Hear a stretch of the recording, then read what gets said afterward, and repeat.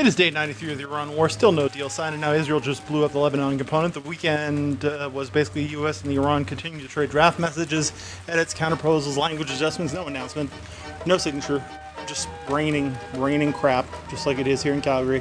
Unclear if any progress is being made. Hegseth says the U.S. military is more than capable of resuming strikes as talks collapse. Trump still hasn't made his final determination. And while all of that was happening, Israel expanded its ground assault in Lebanon. Israeli forces now are deeper into Lebanon than they've been in 25 years. Airstrikes on Arnoun, on Tyre, on villages throughout the south. Netanyahu ordered an expanded military offensive.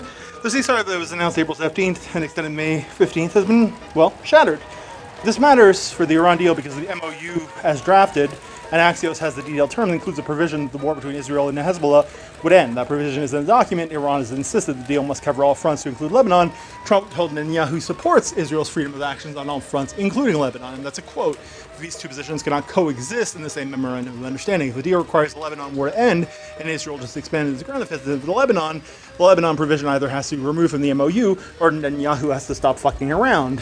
But he just ordered expanded operations. There's no public evidence that Netanyahu will agree to either of those things. And Trump and Netanyahu reportedly at least had one tense discussion over Lebanon. Trump promised Israel freedom of action. Iran insists Lebanon is in the deal. The document being traded back and forth this weekend reflects both of these incompatible commitments because nobody's resolved them. This is the specific mechanism by which Israel can derail a deal between the U.S. and Iran, and that appears to be what it's been doing consistently since the war began, because it wants it to fail. Israel doesn't have to veto anything. It doesn't have to publicly oppose the MOU. It just has to keep doing what it's doing in Lebanon, because what it's doing in Lebanon makes the Lebanon provision of the MOU unsigned by default. You can't include an end to a war that is actively expanding in a document you're signing to start a ceasefire when another party is, again, fucking around.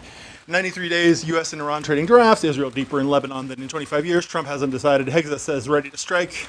Kevin Nuska from Primark Inc. Day 93. We live in interesting times, and it is pouring in Calgary.